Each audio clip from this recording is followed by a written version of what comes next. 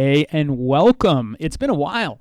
It's been so crazy here lately at Bold that look, obviously I have not been on my content game, which is a big part of the game of why and how we're growing the business. So I apologize first that I have not been as consistent as I would like to be, as I should be. But we're going to talk about that a little bit today and get into some live Q&A with you about the challenges of pushing yourself, the challenges of pushing your business, the challenges of growing a company, regardless of if you're trying to go from 5 people to 500 or 500 to 1,000. What are those challenges and how do you deal with them? How do you address them? And how do you make sure that you're sacrificing the right things at the right time and not sacrificing stuff in the short term that ultimately detriments you in the long term? It's a challenge. I mean, I have not been doing as much social. I've not been as consistent as I would like to be, as I would hope to be, as I need to be. But something's got to give, because when you're working at 500% capacity, there's not time for everything. So for those of you joining me for the first time, I'm Brian Cristiano, the CEO and founder of Bold Worldwide. We are a media and marketing company here in New York City with satellite offices in Miami, Louisiana, and we're working on LA now as well. So we're trying to take over the world, grow a company to $100 million and show you how we're doing it. We have a docuseries called Growing Bold, though it's in a little bit of a hiatus. And that's what we're going to talk about today, the challenges of when you try to get over that initial growth point and just say, hey, we're going all in. What are the growing pains? What are the challenges? I'm going to pull up my phone here. Tommy, what's going on? Thanks everybody for joining. Let me ask you guys a quick question here. Tim, what's up, bro?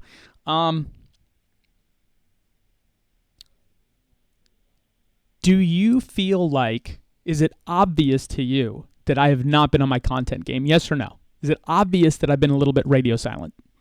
Just curious. How about a Dallas office? Maybe, man. I was down there not too long ago, a week ago, and I actually was just on a call with my boy Matt Monero, who is down in Dallas, who has an amazing podcast. You should go check it out. Why You Need More Money. Great guy, smart, super, super successful business guy. So you never know. I'll be down there. Lately, yes. Tommy, no. Mark, no. The question is it obvious to you? Have you realized that I have not been on my content game? Definitely has not been consistent. See as much from you. Yes. See, that's awesome because I want the real feedback. A lot of people don't want real feedback. They want to hear what they want to hear. I truly want to know, okay, well, is it obvious to you? Because if it's not obvious, then maybe I'm not doing anything wrong. I'm not doing anything crazy. But it's obvious, at least to enough of you. Some of you, it doesn't seem to be as obvious. Now, the next question that I have for you is, for those of you that follow me, that watch my content, watch Growing Bold consistently or would like to, are you less likely to continue, are you less likely to continue to come back and check in because I haven't posted a Growing Bold in 3 weeks? Like, is it, honestly, like, be honest. Are you like, hey, look, like, that's great and all, but Brian's been MIA for 3 or 4 weeks. Forget it. I got other things to watch and put my energy into. I'll go do something else and kind of forget about it. Yes or no, it doesn't matter because you know that I'm crazy busy and it's cool because I'm talking about it openly. I'm just kind of curious as well. I want a temperature gauge there because I think that's something that Missing Growing Bold need more. Anyone else have a blank screen? Oh, no. No, you don't feel that way. Tim, I owe you a text back probably. Definitely not. I know you're in the hustle. Remember that you've taught me so far. Appreciate that. Brings curiosity into why. We know you're closing deals. Yep, that's true. That's very true. Well, listen, it's such a delicate thing. It's such a delicate balance of, well, like, what do you do, right? Because here's a good example. And I'm a person that needs my, 7, 8, 9 hours of sleep to feel great about life. And honestly, and my wife will attest this, I don't know if I've gotten more than 4 hours of sleep a night in the last 5 or 6 days. And I know it's not healthy. I'm aware. I know I'm going to get the comments like, oh, dude, go to sleep, blah, blah, blah. Yeah, that's cool. All right. I get it. But I'm not, my goal right now is not to get more sleep. My goal right now is to grow the company and absolutely knock it out of the park.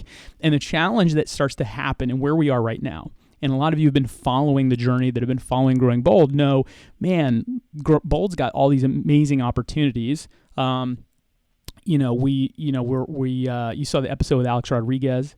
If you saw the photo of me and Steve Fout down in Dallas, actually, with Patrick Bet-David, don't worry, there's good content coming back soon. Growing Bold is going to come back with a vengeance. So for anybody that's worried about it, no. It's just we want to make sure we had the time to do it right. So there's a lot of great, incredible, amazing things happening. We crushed some business, like massive business, I guess right before the new year. And so now some of that's playing out. And the challenge is, okay, well, when you try to jump a company, go from under 5 million in revenue to over 10 million in revenue in less than a year, well, man, you need more employees, you need more resources, you need a bigger office, you need more IT. And the challenge then becomes, well, where am I, meaning me, the CEO, the founder, putting my energy?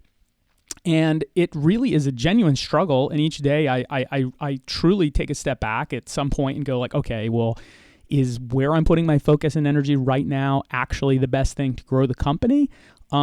Is it taking away from it? And so it's you need to be, as a CEO, you're going to be wearing 6 hats, 10 hats at all times, no matter how big or small your company is. That never goes away. When you jump off like this jumping off point up to this next huge level of business, and you cross that threshold that most people don't get to, a lot of challenges pop up. And now you're not wearing 6 hats or 10 hats. You're wearing 60 hats, 100 hats. And at some point, there's so many balls in the air and that you can't drop, because if you do, you lose opportunities, right? Like if I don't put the attention on the sales side, give my sales team, the energy and effort and attention they need, prospects, if I don't get them what they need, they don't close the business. But then on the flip side, if I then don't give the accounts team, the execution team, the digital, the data team, the production team, if I don't give them the resources, well, then they can't execute what we're selling. And so it's this like constant cart before the horse scenario. And it's very fascinating. I'm actually really enjoying going through this process in real time, because I've learned so much about myself, about the business. And I've realized, yeah, I can work on 4 hours of sleep every single night for 6 days in a row. And I haven't taken a day off since the new year, because I just have to. I don't have a choice. This stuff doesn't get handed to you. Nobody is standing over my shoulder saying, okay, Brian, here's what you do next.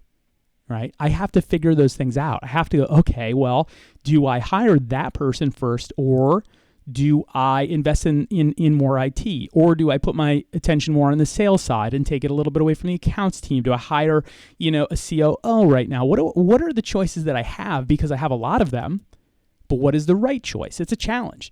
And so I'll tell you, there's no perfect solution. Every person, and I'm surrounded by great people, lawyers, accountants, I have some advisors now, business associates, confidants, people who have made it 100x where I am right now. Everyone has a different answer. Everyone says, oh, well, you have to focus on this thing. It's all about operations. Somebody else is like, oh, it's not about operations, it's all about sales. You get sales figured out, you get the operations figured out after. And it's just like this. There's no truth. There's a lot of, because there's 500 different things that need to happen. And so it's, where do you put your focus? And while obviously the episode's not out, I will share with you a piece of advice I got from Patrick Bet-David, which was, look, where are you the strongest? Meaning me, or meaning you, you're the founder or CEO of your company. Where are you the strongest? Where do you have the biggest impact on your business? Is it managing people? Is it operations? Is it the creative side? Is it the sales side? You can't answer, oh, it's all of it. Because look, as a CEO or founder, for anyone who's even remotely successful or doing well, the reality is you probably do 5, 6, 7, 8 things pretty well. And as do I. I can jump into any part of this company. But what do you do the best? And what do you do the best that has the biggest impact on the company to where it's going to go? And so it's like, well, if it's operations, well, then put your energy in operations and find somebody else to, lead the team and to hire. If it's people, hire and direct and hire somebody else to, to manage the sales and ops, right? So it's figuring out where are you going to put your time and energy. But here's the challenge. While you're going through this, when you're growing, and I've been there. Listen, guys, I've started 2 companies by myself with no venture capital, no backing, no one gave me a loan, nobody told me how to do it. I just said, hey, I want to back in right in college or right before when I dropped out of college. Hey, I'm going to build a successful production company. That was it. That's all I had. I worked as a busboy to save up for my first camera and then moved on from there. Nobody handed me any of this stuff. I figured out so many things on my own, and a lot of which I learned a lot of it by mistake. And what it comes down to, truly, whether you're going from 0 to 1 person, 1 employee, or 1 to 5, or 5 to 10, or now 20 to 40, 40 to 50, 100 to 1,000. When you have these big jump points, these big leaps forward, you're going to get stretched. And so you have to say to yourself, am I putting the majority, let's say 70% of my time, into the thing that has the biggest impact on the company? Am I putting the majority of my time into that? If the answer is yes, great. Take the other 30% and put it into everything else, because you can never, when you're going through the stretch point to get to the other side, you can never delegate it all away. It just doesn't happen. Every successful business person, entrepreneur, billionaire, 100 millionaire that I have met and asked these questions to, they've all told me the same thing. It's this dream that people sell you of, oh, well, when I get to the other side, it gets easy. It never gets easier. It just gets bigger. It gets faster. It gets more exciting. There's more opportunities, but it doesn't get easier if you continue your growth. It never does. So it's about, can I spend the majority of my time on the thing that's going to have the biggest impact on the company, and then split the rest of it up across the 500 other things I need to deal with and the fires that I need to put out? And if you can balance it like that, now you're okay. Now here's the other variable. Your time. Because if you're working, let's say, a 10-hour day, 7 of those 10 hours are, for me, setting up operations right now, because that's the most important thing. I want to make sure our infrastructure is right.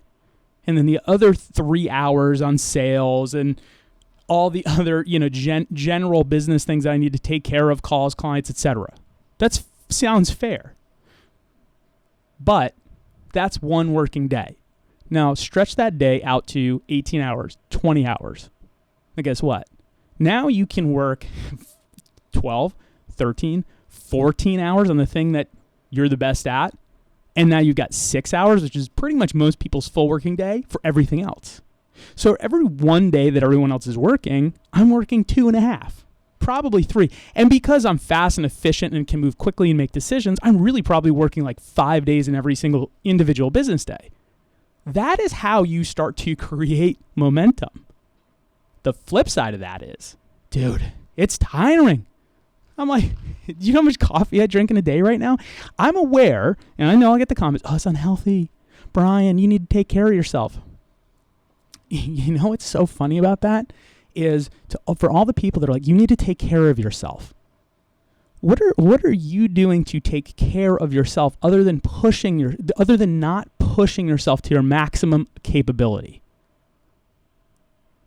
When people say, hey, you need to take care of yourself, you need to slow down, you need balance, do you know what that really means? Hey, I don't understand how you do so much, so come back down to my level. That's what they're telling you. That's what they're telling me.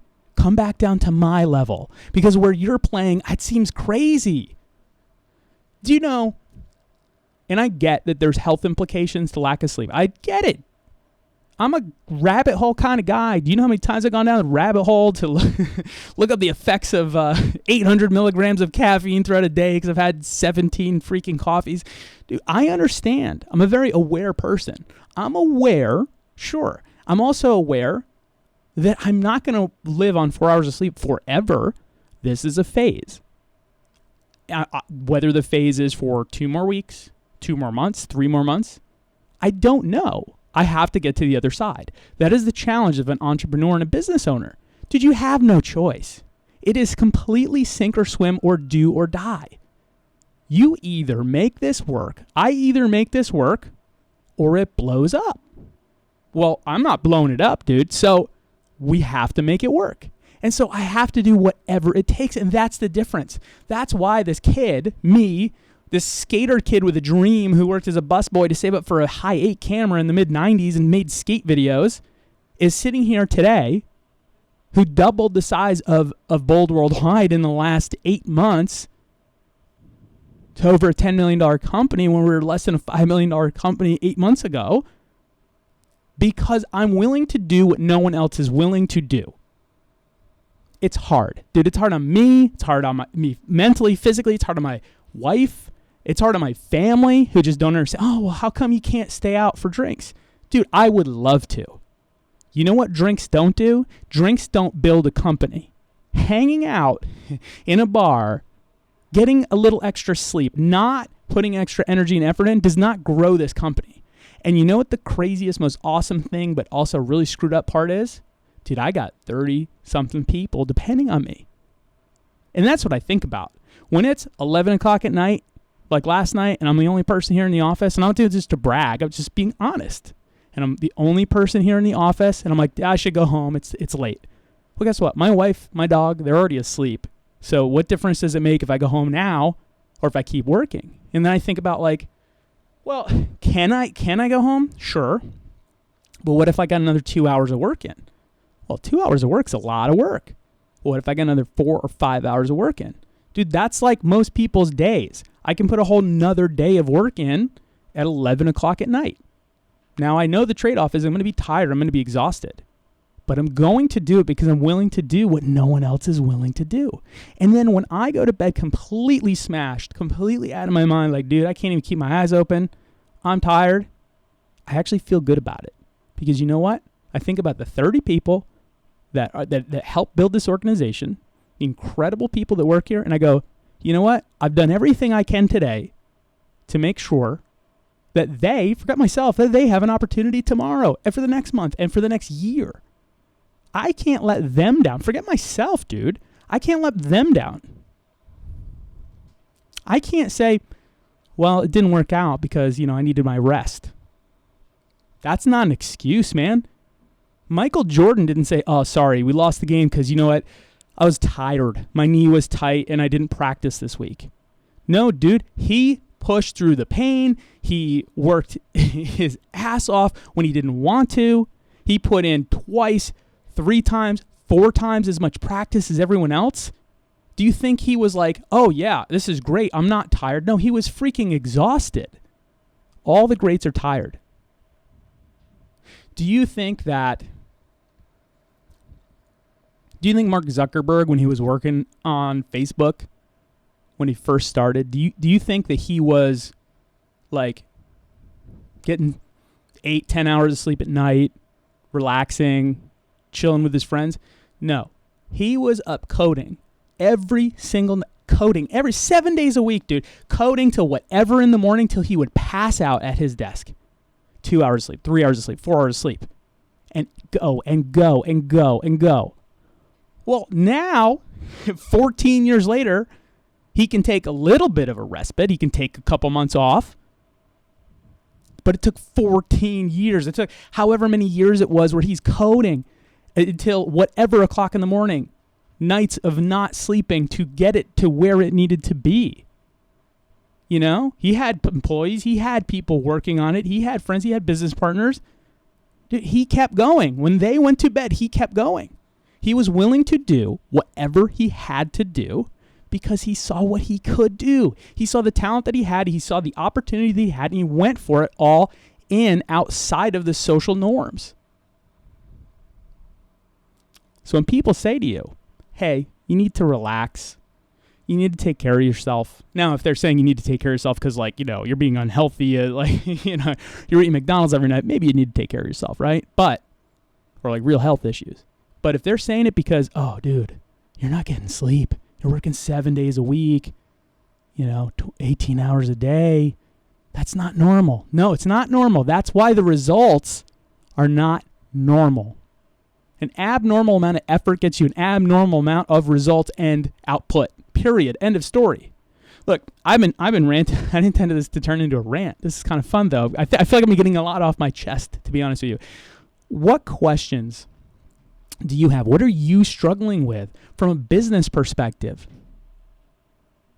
Is it that you don't have enough time? Is it you don't have the resources? What is it? What is it that's holding you back from your next level of success? Is it the knowledge? Is it the time? Is it that you're not putting in the effort?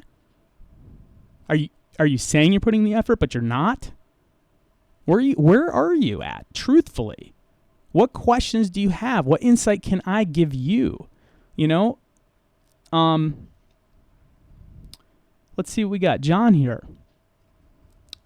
John, I'm loving the new Facebook group. Yeah, by the way, the Growing Bold Project, where I'm not selling you anything, man. I'm just trying to get the best of the best people, smart, hungry, determined people into a Facebook group, the Growing Bold Project, where we all grow our businesses and successful and careers. People have already done business together in the Growing Bold Project. Like 4 or 5 people have emailed me separately and said, hey, I connected with this person. We're already doing business together. Dude, that's because we're surrounding ourselves by people that are like-minded, that are hungry, that are determined, that are willing to do whatever it takes. So if you are that person, you should join the Growing Bold Project, but I digress. So John's question, in May 2017, your company was focused on branding itself as a sports ad agency. At what point did you decide to pivot? You think starting a niche company was good rather than more open industry? Yeah, John, definitely it made sense for a handful of years to really focus in on one vertical, sports. But what we realized I'd say we didn't really pivot. I think maybe publicly we pivoted. It's just like even right now our website really hasn't been updated, right? So maybe we pivoted like a year ago into a wider, broader, more verticals. And the reason for that was 2 things. One, when we were smaller, focusing in on something that we knew, an industry that we were good at, that we had a lot of work in, allowed us to move more quickly, allowed us to stay more focused on who we were talking to, allowed us to have conversations that were more similar instead of talking about 75 different things at once with 75 different types of brands and clients. Now, the reality is niche is great to a point, to an extent. To get to 100 million beyond, to become one of the most successful ad agencies and media marketing companies, is going to require to be in multiple verticals. And what we realized over the last year was we had refined our process and our services and how we operate so well that we can deliver, not just in that vertical, but for any vertical, results, true results. So why stick to just sports when we can take that formula, that process, out to other verticals and get them results? So that's kind of where we started to expand. We realized that we were better than I think we were giving ourselves credit for, to be honest. Antonio, figuring out whether to build a sales team or get content for the sales team. Antonio, clarify that. Do you mean like you have some people on a sales team and you just don't know, should you continue to grow your sales team, or if you should have them be doing like content, or do you mean like training? What do you mean by that?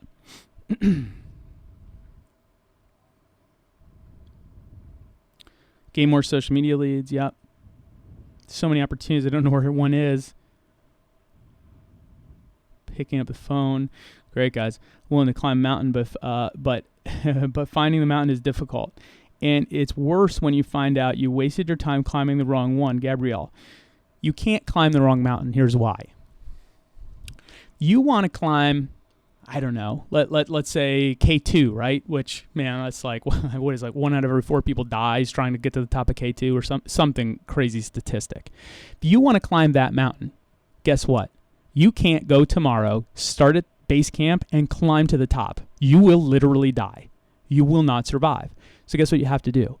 You got to go climb a series of smaller mountains over and over and over to develop and grow the skill set and the mental toughness, the physical toughness to be able to then one day have the skill set, the experience to go climb K2, and the confidence.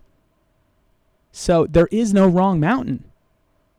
Every mountain that you climb, every challenge that you face, every effort that you put in is a lesson, and it's working out that muscle, that business muscle, to where in the future when you have the bigger opportunity, you know what to do, you have the experience, you have the skill set, and you have the confidence to execute on it because you've been there before. It might be different, but you have the experience. You can't just go to K2 and climb to the top. You might have to climb hundreds of mountains, thousands of mountains before you can get to that point with the confidence and the skill set to climb the big one.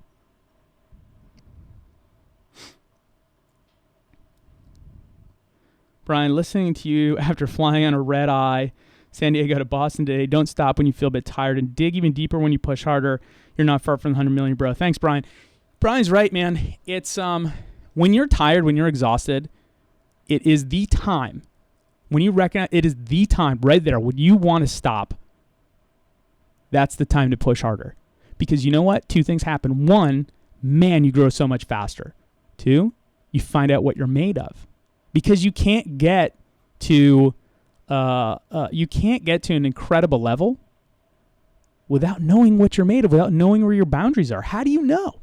How do you know you can't operate on 4 hours of sleep until you do it? How do you know you can't, how do you know you can't lift 300 pounds till you try? You don't. If you've never done it, if you've never tried, if you didn't put in the effort. So when you're ready to stop, that extra rep, when you're working out, okay, a lot of friends who are personal trainers or athletes, right? And every single one of them will tell you this. When you have that last rep and you're about to give up and you get that last rep in and you're like, man, that's all I got. You do one more. Every time you do one more. You know why? Because most of the damage, which means the muscle that's going to be built in the future, happens in that extra rep. The one you didn't think you could do, the one you didn't want to do. That's where you get the biggest gains. Most people stop before there. Most people stop way before they even get to that point, but almost everyone, 98% of people, will stop and not do that extra rep. That's where the biggest gains are every time. Hang on. I want to keep going. Hang on, guys. I actually, I'm on my laptop here, and the battery's about to die, and I don't have a charger in our new podcast room. So hang on 2 seconds. Be right back. I need a charger for the MacBook, and I'm live. Just bring it in when you got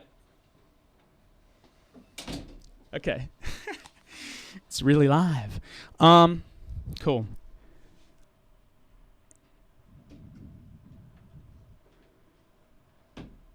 Let's see. All right, so I'm digging in here. What other questions? Business, marketing, entrepreneurship. What do you got? I'm going to spend maybe 10 minutes answering any questions, and then, you can just plug it in. Thanks, Anthony. Hang on, guys. Say hi to Anthony. Hi, guys. Cool. One of our awesome editors, designers, graphics, animators. He kind of does it all, actually. You know what? Great lesson. Anthony, who, it's funny, actually. This is all kind of coming together interestingly, right? So, jersey right there, yellow jersey. That's just not some like store-bought jersey, right? We sponsor a racing team, a bike racing team here in New York. Well, the Bold Racing Team, of course. I raced on it for, I raced on it for every season until 2017. I just didn't have the time to dedicate to training as hard as it requires to bike race. Anyway, Anthony and I know each other through racing. He joined the racing team 3 years ago, something like that. And that yellow jersey wasn't won by Anthony. It was won by one of our teammates, Ken, really, really good friend of mine, was at my wedding. Awesome, super smart, hardworking dude, incredible athlete. He won that yellow jersey, I think, last season, and in an event in Connecticut, I believe. Anyway, so Anthony he was in the fitness world. He'd never worked in marketing before. We had obviously spent hundreds of hours on the bike, in the pain cave, training, racing together. So you get to know somebody very well when you are pushing your body's limits to the absolute maximum, and you're racing, and that's a whole nother Facebook Live.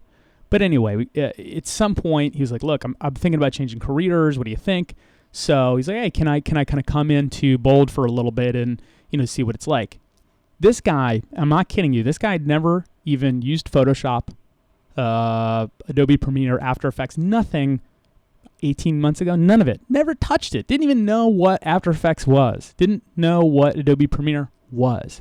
This guy is now crushing edits for clients, like broadcast stuff, to crushing animations, design. He had no idea how talented he was on this side. He's still learning a lot, but in a very short period of time, he learned more than most people learn in 4 years of college plus another 4 years of actual experience. Do you know why that is? And not because he was lucky. Dude, he struggled for a few months. He'll admit to the first few months. Dude, it was hard. He was creating stuff. It didn't look good. He'd edit something. It wasn't great. He kept pushing. He would put in the extra time, the hours. He went out at his own time, a dime, and took training courses. He dedicated every hour he could of every single day to get great at it. So in a year? It takes most people probably entire degree in college plus internship plus a few years of work.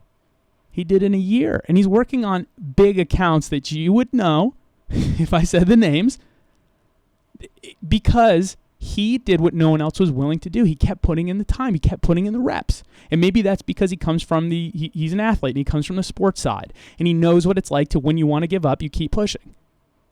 That's how he got good at it. It works for everyone. It's not just me. I'm not lucky. Dude, he's not lucky. We work hard for it. You can push yourself. But most people, when your brain tells you to stop, you stop. But guess what? When your brain tells you to stop, it's a safety switch. You got a lot more left to give. When people say, oh, dude, 4 hours of sleep, that's unhealthy. Do you know the body can go days at a time without sleep? And after just 2 days, you can go like 5 days without sleep. Not that I suggest this, but you can go 4 or 5 days without sleep. You'll be a lunatic. You will literally see stuff. You'll be crazy. But then just 2 days of a full night, like 8 hours sleep, your body completely resets as if it never happened. They have never found any scientific evidence of any sort of damage after 2 full nights of sleep. Do you know how resilient your body is? Come on. I'm not saying that I'm not saying that you should do that, but what I am saying is that you are undercrediting the ability that you have. You're mentally, physically, you are completely underestimating what you can do, but it all comes from doing what no one else is willing to do. Okay, I'm going to answer some questions. This is a very ranty live. I hope you're getting something out of this. Maybe it's because I've been so off camera for a while here that I've just got to get it all out here. All right, so Edward, what do you do if you have the experience in marketing and sales but no educational background? How do you show people that you're willing to learn new things while looking for a job? Well, I think I literally just answered that in my example talking about my boy Anthony there. How are you doing biz dev? Are you getting on the phone or walking in the door or both networking? Darian, it is a couple things. It is building a network, okay? It is getting to know people who either you can do business with or know people that you can do business with, asking for referrals, getting on the phone, getting in a meeting, going to events, shaking hands, introducing yourself, making content that creates the awareness so that when you make that phone call, it's not quite cold. They've know who you are to some extent. It is all of that. It is all of that. And you just keep doing more and more of it. Danny, what would you say the most viral content today is on social media for growing a business? Vlog, videos, pictures, etc. Something of value. It doesn't matter. All those are just different tactics. It could be a podcast. It could be a video. It could be an email. If it's something of ultra value to your end customer, they will read it, watch it, listen to it, consume it, share it. That's it. Thank you, Steve. You need a better admin. No, I got a great admin, dude. It's just we're just pushing on every aspect. Okay, quick question. Dawn says, quick question on social media leads. My business page has been active for 2.5 years. Great organic reach from it. I am just adding a group to extend reach organically and doing video and lives to grow relationships. My problem is paid ads. I'm not there to afford them yet. If I had a hire assistant, blah, blah, blah, blah. So question would be, is there anything else to focus in on in the next month or two before I pay for ads? Dawn, what is your business? I want to make this contextually relevant. What are the leads for? What is your business? Who is the other Dallas person you mentioned in addition to Matt Monero? Patrick Bet David. How important, John, how important to business is remembering why you started? Like when you're talking about the overall brand, how important to the story, tangible, what we do. Dude, the why is so much more important than everything else. Dude, the why is why I get out of bed. The why is because I know why I'm doing this. I know why I'm doing Facebook Live on a Thursday because I know that it creates attention. It creates a network of people that are going to do business together. They're going to remember me, that even if they don't do business with me, you're going to be like, man, that was really great that he brought all these people together. Maybe somebody learns something, maybe passes it on, recommends. Dude, I know why I do everything. So that's what gets me out of bed. It's what gets me to keep pushing and staying here till 3 o'clock in the morning because I know why I'm doing it. So when it's tough, I go like, I know why. It's worth it to me because I know why I'm doing it. And so when you apply that to yourself and to your business, why does your business exist? Why do your customers come to you? Why do you want the customers? Dude, everything else takes care of itself. Danny, well, when do you know that you're wearing too many hats in your business? When you run out of hours in the day, Danny, and I am wearing too many hats in my business right now. It happens all the time, man. You are going to get to the point where every single step, you're like, okay, I'm here. Okay, now I'm here. Crap, I'm saturated. Well, guess what? You're going to have to push to here before you have enough time, energy, resources to then like take another step back and reset. And it just you keep building, you keep stacking on it every single time. Ryan, when do you hire, when you're hiring for a small company, how do you get great talent against bigger companies? Where do you find people? Culture, dude. Your culture is going to determine the types of people that you ultimately get and retain. People come to work here at Bold. Like, I can't compete against some salaries of the bigger agencies yet. It's just not possible. It's just not. But you know what I can completely compete against is the opportunities that people get here at Bold. It's a very entrepreneurial atmosphere. People get as much rope as they want to take on. You know, people who have an entrepreneurial spirit but necessarily don't want to have the, have everything on their shoulders of an actual entrepreneur, but want to be entrepreneurial. Like, you can have that spirit, go to a corporation and feel crushed every day because you never get the opportunity to actually make a change and implement things and try new tactics and come up with new strategies and have an impact on the company, the clients, your work. You can here. Your culture is controllable. That you can compete on. And that is a very big deal because people will take a little bit less money to have bigger opportunity. Every time. And if they don't, because they just want a paycheck, they're probably not the right people to hire anyway. And I'm not saying to be cheap, but what I'm saying is it's more important to have a great culture and great opportunities. Then you can compete against anyone.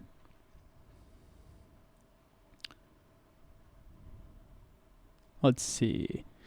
Brian, can you share some insights on how to better pitch expensive projects to large clients?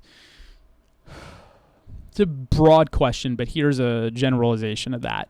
When you're pitching big clients, large, expensive, probably longer sales cycles, it's about building a relationship. It's about being an expert. It's not just about providing a service. Because the minute you're just providing a service and being a vendor, you're a commodity. And commodities trade on price, right? Mostly. You can't trade and you can't compete and you can't grow based solely on price. You have to move outside of the commodity arena. And so you have to then have part of your business or your service or your product that delivers something that no one else is. What is that? Is it great customer service? Is the product better? Are the results better? Is it prettier, cooler, faster? What is it? And then spend a bunch of time building up the rapport and the relationship with the people who are the buyers, the true buyers, the decision makers, and get them what they need and show them that you are different by delivering often and early. Okay. Okay, Dawn, you are in mortgages. Yeah, I would say, look, until you get to the point where you're totally saturated with leads and you're like, man, I've got more money than I know what to do with. Like, can you buy Facebook ads? Sure, you can. But if you're talking about mortgages, honestly, like until you get, like if you're not totally saturated yet, for you, Facebook ads is probably not the right thing to spend your money on first. Like lists, calling, creating those relationships with the brokers and whoever else is gonna, have customers that are gonna need the mortgages.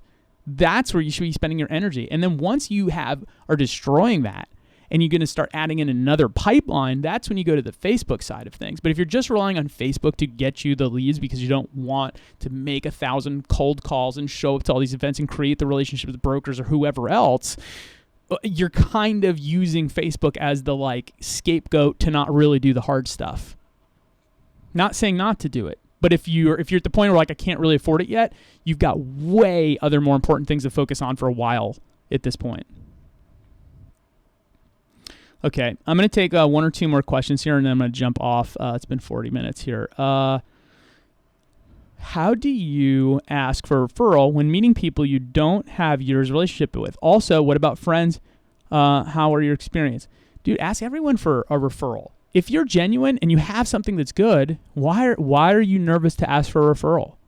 Like if I meet someone for the first time and we hit it off even in 5 minutes, oh, that's awesome, love what you do, and they say, hey, it's great, we don't need a marketing agency, or I'm in a totally different industry, would never use you guys or work with you, but I like what you're doing. I'm just going to say, awesome, that's cool. Hey, who do you know that you could put me in touch with that might? That first 5 minutes of the conversation, who cares? Sometimes people will actually ask me for referrals. And if they're a good person or I see that they're doing well or they have a good product, dude, I'll give them you a referral if it makes sense. So if you can create, here's the thing about rapport. People believe and mistakenly think that it takes years to build rapport with people. That, I can't ask for a referral unless I've known them for 5 years. Dude, in 5 minutes, you can create a tremendous amount of rapport. And if you're respectful and you're giving them value and you're not just trying to extract from them, it's like, I don't know. I think it's a societal thing. And I definitely used to feel that way. Oh, I'm so scared to ask for a referral. Dude, I'll ask anybody for a referral. Who cares? It's not that big of a deal. Hey, who else do you know? That's it. Who else do you know? It's not a big deal. Okay, last question.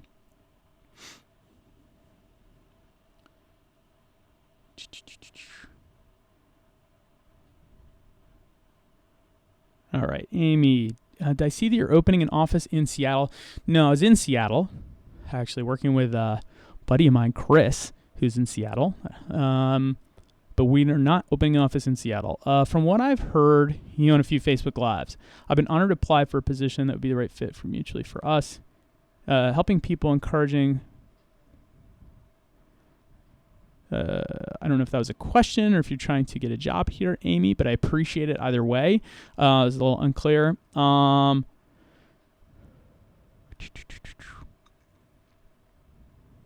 right. Here, one last question here. How to schedule your day? Lots of meetings and clients. That's a tough one, honestly, because right now, every other hour, my entire schedule gets shifted around. So what I do is I make sure that at the beginning of the week or the end of the week, looking at and saying, okay, well, what are the things that really have the impact? Again, asking yourself, what are the things that I'm going to do today, tomorrow, next week that are is going to have a direct impact on the business, on growing the business? Okay, that meeting's important. Great. That pitch is important. That piece of operations needs to happen, because if we don't get that fixed, or we don't improve, or even better, if we improve this process, it's going to make our, it's going to be better for our clients and ultimately better for us, our efficiency, and something that is, differentiates us in the marketplace. Well, okay. So what are the things that are going to have a direct, big impact? Put your energy, focus that out, schedule 70% of your time, and then make 30 to 40% of it flexible, because it's going to happen. Like, don't be afraid to move or reschedule a meeting or a call if something else that's going to have a bigger impact comes up. Now, don't be disrespectful about that, because there's nothing more irritating than screwing up everyone else's schedules. However, don't lock yourself in and say, well, I have to, because 3 days ago I said I was going to spend an hour on X, but right now it's not that important. Move it, change it, put something else in there that is important.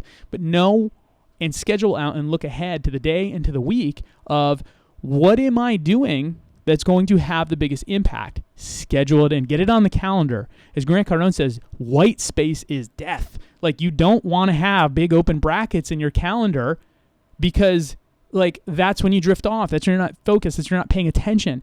It's like, you ever, let's see, you ever go to the beach or something, or the pool, and you're in the water and it feels great. You've been there for 40 minutes, an hour, and you feel great. And then you step out of the water, and like 2 minutes later, you feel freezing cold. You're like, oh my God, it's so cold.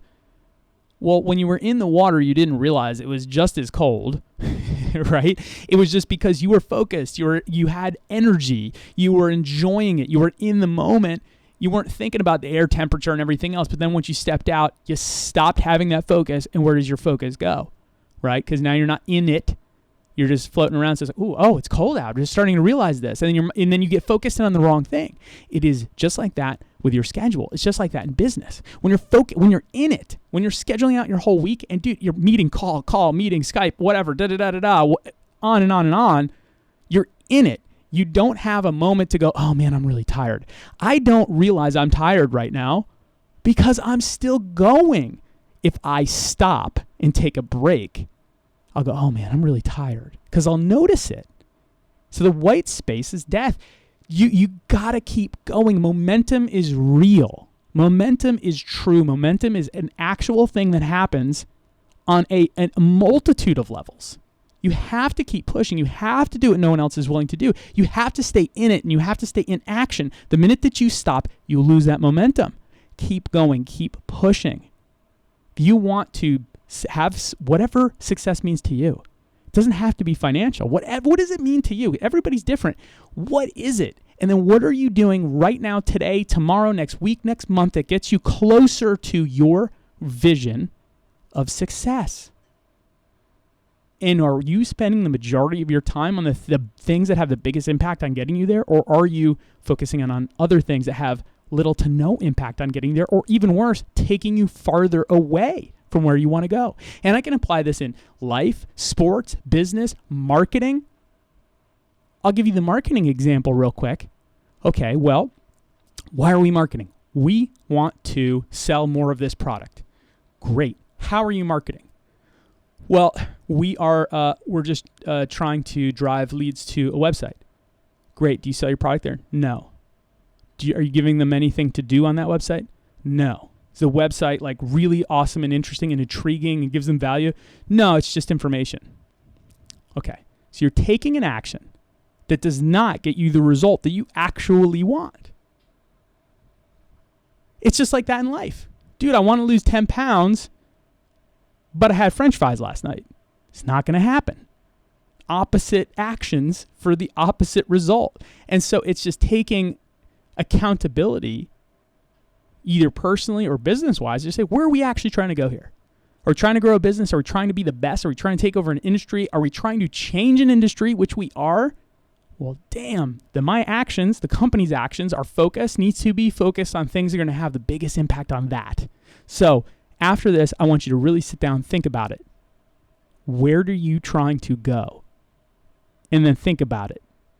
Are the majority of your actions things that take you there? And of those, do they have the biggest impact, or is there something else you should be doing? All right, listen, I got to jump off. Thanks so much. I'm glad we're able to do this. We'll get Growing Bold up again soon. It's going to be a killer episode with Patrick Bet-David. We got some other stuff coming up. I'm going to be at the Super Bowl, next weekend. We're going to do some content out there. It's going to get crazy. Thank you for everyone who has watched everything, for paying attention and bearing with me as we are just stretching out our resources like crazy. It's a lot of fun. We're going to get a podcast up and running. There's a lot of great stuff that's going to happen. It's just going to take a little bit of time and a little bit of shifting around some resources, but I appreciate it. Go be bold and focus on the thing that you can do that's going to get you to where you want and need to be. Get out of here.